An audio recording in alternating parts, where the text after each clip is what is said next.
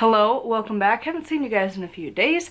Decided to take a couple days off, and so we're back, and this is my haul of all of the stuff that I was gifted for solstice/Christmas, the holiday season time. So, very first thing, I'm actually wearing it. It is this gorgeous sweater. It's plain, it's simple, it's black, I love it. You probably can't tell much because I have black hair with a black sweater, but it's really oversized, which is like such a fun experience when you're already on the bigger size anyways.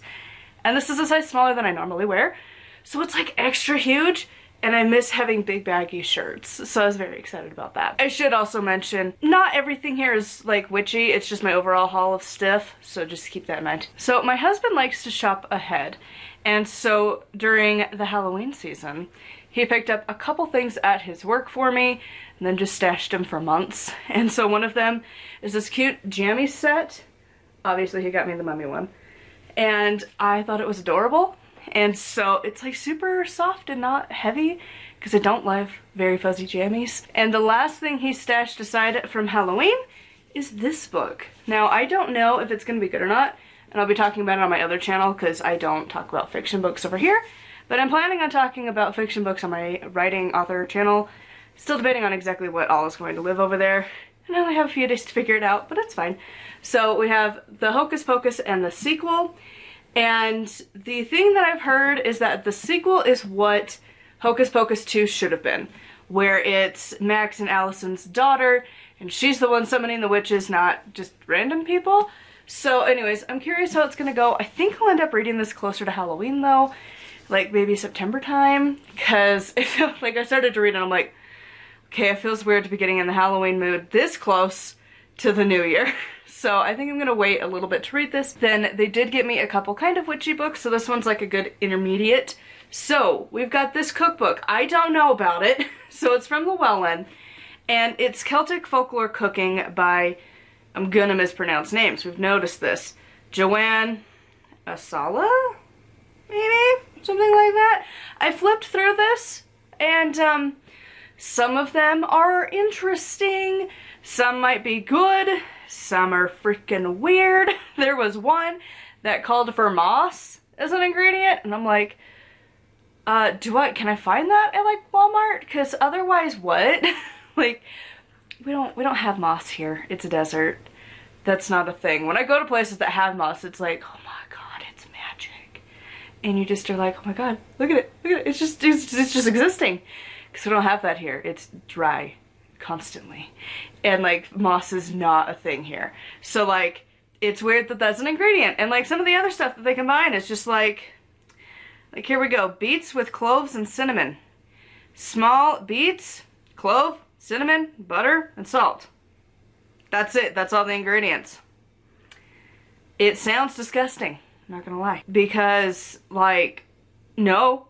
But like, I don't know, we'll see, we'll see. We'll give it a shot, try some of them eventually, but like, yeah, it's gonna be rough. But I have seen Llewellyn talk about that book and like have their promotional things for it, so it's semi-popular right now, so I might try some of them and then let you guys know if I'm like, yeah, no, we'll see. But the nice thing is it does tell you when to cook those recipes for like the different times of the year, which I really like, and it goes into a little bit of the history of them, so we'll see. It's got a lot going on with it. Next one, we've got one of these from Llewellyn.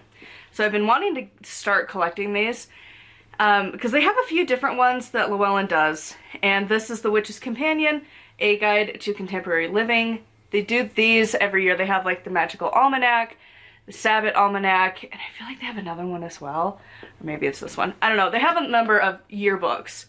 And so in here, it's mostly just various articles that are written. You don't necessarily need to read them in order.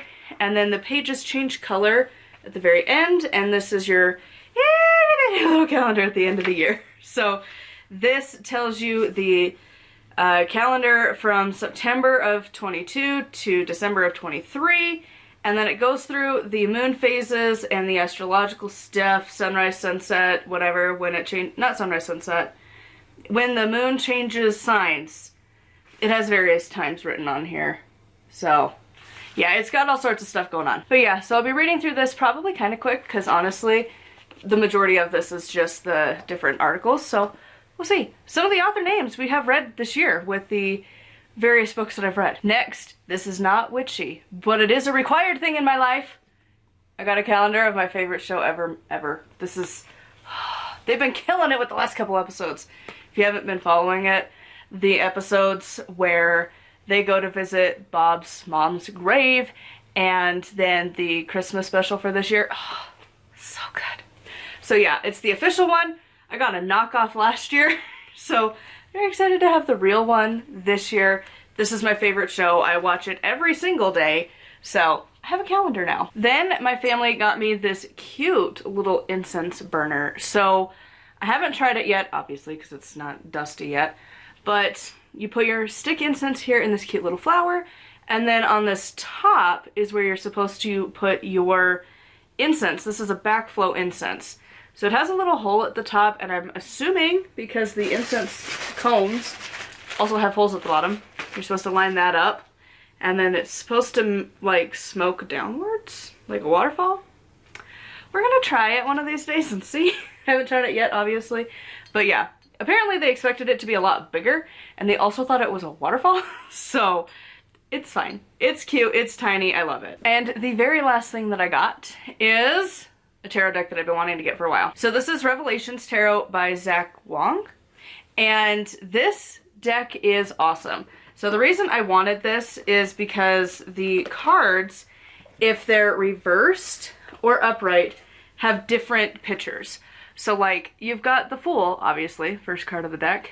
Up here, different image, and if it comes reversed, it's got this image. And obviously it's the same card, but you kind of focus on like half. And it's for all of them. And I think it's a fantastic resource when you're trying to first learn the tarot. The only other thing that we tried to get, but we're actually exchanging, was one of those, we wanted to get those big like storage carts that you see people hauling around. It has wheels, and you can put like your cooler in it and like storage stuff and whatever. We've seen people haul them around at like the local amusement park here, and also people have used it for travel and stuff, and let alone like for their kids. There's a lot of parents who had those for Halloween this year, and we want to get one of those because we do travel semi-frequently, and also it would just be nice to have, even like when we go to visit like the graves at Samhain, to have a thing that we can just plop out of the cart, it has wheels, and haul it with us. That has all of this stuff. I want to have my grave cleaning kit because I want to put that together this year, and then like our offering drinks and food, and like, you know, just all of the stuff you would need, and it's just right there. You can just plop it down, plop it back into the car. There's a few different models, but I think I found one that we liked. It has like a little pop-up table, so we're gonna exchange it for that. They thought that's what they were buying, and then it was actually just a cooler with wheels. They're like, well, this is, we already have a cooler, don't need that. So we're exchanging that. But yeah, and then they also had to change out my husband's tarot deck that I got him. I got him the dragon one, and the one that has cards for all of the things, not where the minor arcana is really lame. Like, this one's actually illustrated. And the cards were already shuffled. The inner box, the inside of it was like totally ripped apart, and there were like the box cutter cuts on the front, and on the side was all banged up.